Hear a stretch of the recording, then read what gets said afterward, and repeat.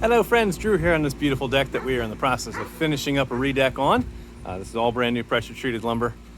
Pretty scarce supply right now, but we did manage to find some and reinstalled the customer's original railing. That's something they wanted to have us do, is just save what they had, and they'd already replaced the railings. They wanted to reuse those, but they wanted to get a new deck surface on.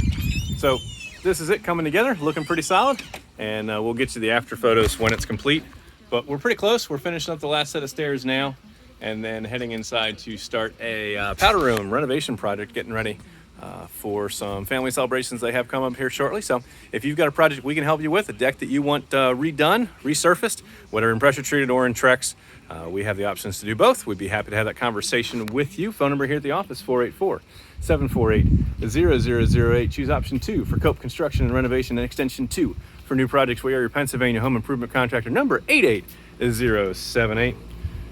Give us a call, take a picture of whatever problem we can solve for you. Hit that contact us button up in the top of our Facebook page and send a message to our team.